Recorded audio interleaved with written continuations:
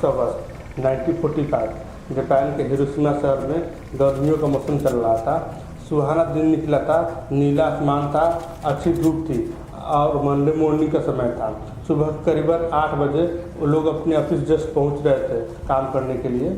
छोटे बच्चे स्कूल पहुंच रहे थे और पहला पीरियड स्कूल का शुरू होने वाला था।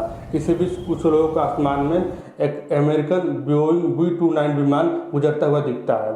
ठीक 8:15 पे इस एरोप्लेन से कुछ नीचे टपकता है। दूर से लोग इतना क्लियरली नहीं देख सकते थे, क्या एक छोटी सी चीज़ है जो नीचे गिर रही है। उन्होंने अपने सपने में भी नहीं सोचा था कि ये एक एटॉमिक बम है। 43 सेकेंड एग्जैक्टली 43 सेकेंड का ये नीचे गिरता रहता है और उसके बाद एक पलक झपकते ही सब खत्म हो जाता है। शहर में मौजूद हजारों लोगों को अपनी ज़िंदगी की आखिरी पल में बहुत तेज रोशनी चमकती हुई दिखाई देती है। बम धमाके की वजह से इंस्टेंटली एक फायर बॉल बन जाता है, मानो एक छोटा सा सूरज बन गया हो। ज़मीन पर तापमान 4000 डिग्री सेल्सियस तक हो जाता है। एक चुटकी में ही 80,000 लोग मारे जाते हैं।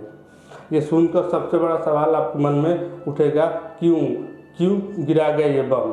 क्या कारण था इसके पीछे?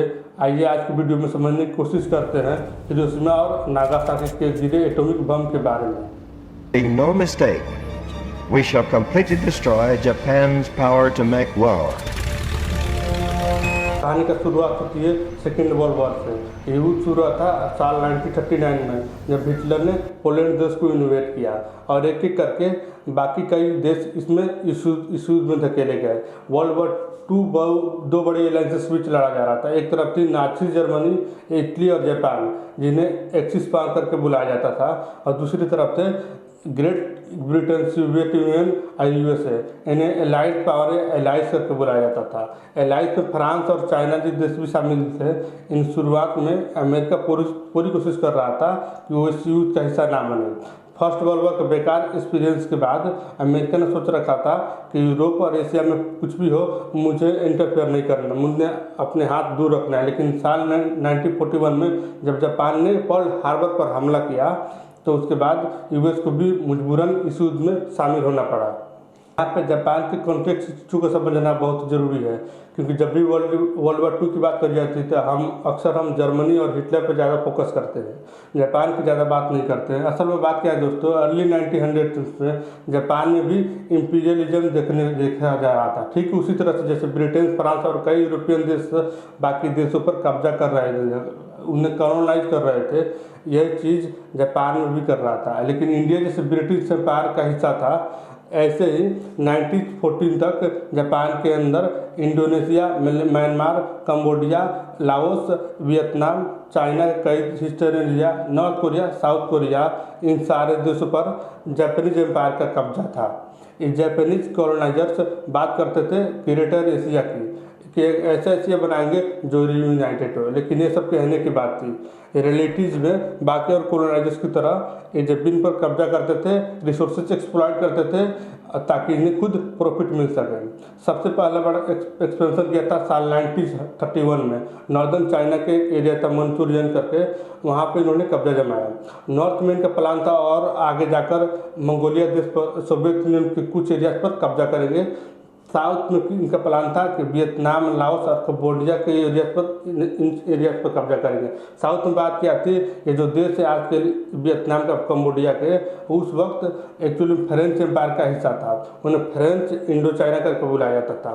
तो जापान अगर इन पर कब्जा करना चाहता था तो उन्हें पहले फ्रेंच एम्पायर को हराना होता था।